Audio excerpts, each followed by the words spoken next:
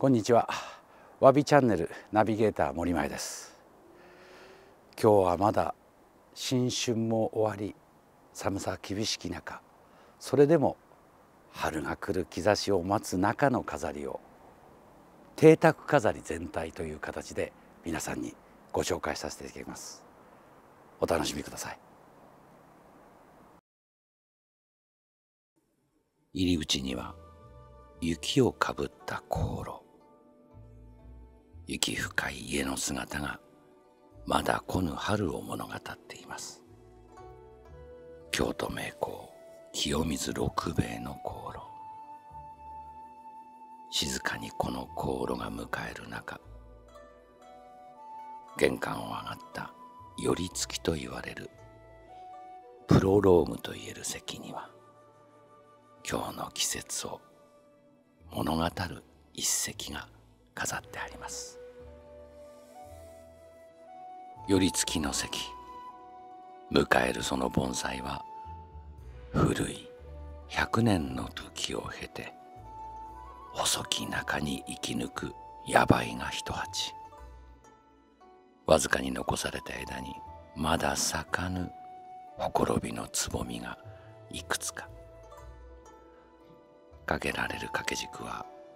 京都画壇名筆竹内栖鳳が残した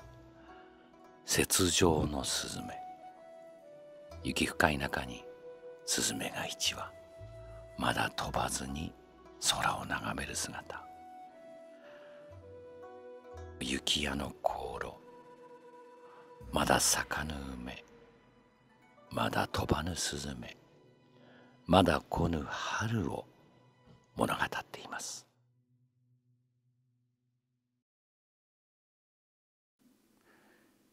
入り口の玄関、そして寄り付きの梅やスズメの飾りに込めた思い。場面を変えてこの大広床、立派なこの書院床に来ると心拍の古木があります。小当たり筆、桑の名卓、そして心拍。見上げたところに浮かぶ富士、脇床の遠山石、さまざまな願いと思いが初春を和ませるように飾っています。ご覧ください。樹齢200年を超えるだろうと思われる心拍の古木。細き中に自然界の荒波で削り取られた幹と舎利芸。渦巻く幹芸はさながら竜のように登り上げています。残された水水がたたえる緑、まさに命の謳歌と言えます。心拍盆栽は昨今大型太幹のものが好まれますが、明治大正昭和と150年にわたる近代の盆栽界が築き上げた美意識は、中国乾隆期に制作された名器小当たり腕でぴったりと写されています。卓も桑の木目が美しい、そこに金蒔絵がなされているすき家心のある洒落た道具。かけられた富士は幕末四名家の一つ横山正樹の端正な富士。山を仰ぐというよりも心拍を竜と見立てて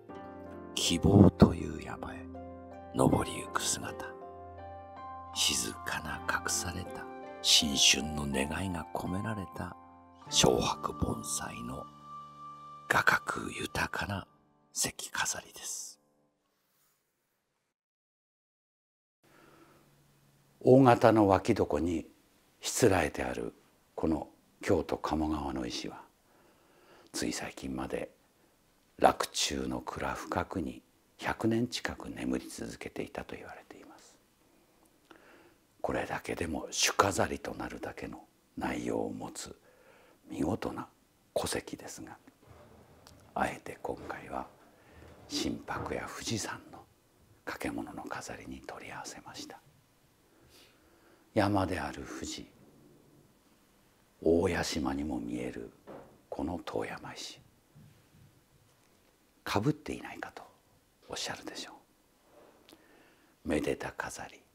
願いの飾りで、富士は希望や願いを、大屋島は私たち日の本日本を、その思いを込めた大飾りであることをご理解ください。一つの邸宅の中に構えられた茶室の空間、日本建築、特に数寄屋造りにおいて茶室は特別な空間です。そこに込められた思いは一つの小宇宙を表しているとまで言われています。その中に飾るものは静謐で禅的で哲学的な内容もあると言われます。茶室の飾りをご覧ください。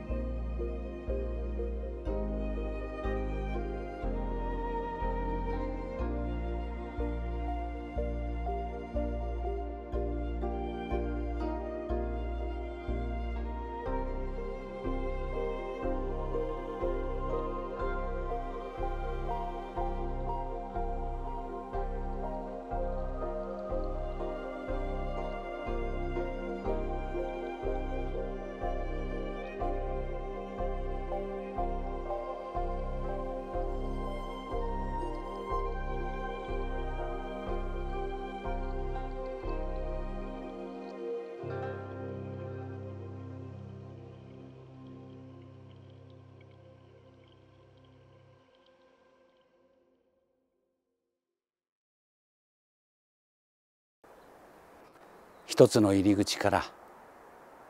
床の間になり、そして茶室になり、連綿と飾った気持ちが続く世界、大部屋飾りを連携でやる楽しみがご覧いただけたでしょうか。もしこのわびチャンネルのさまざまな内容お楽しみいただけるようでしたら、ぜひチャンネル登録をよろしくお願いします。今回もありがとうございました。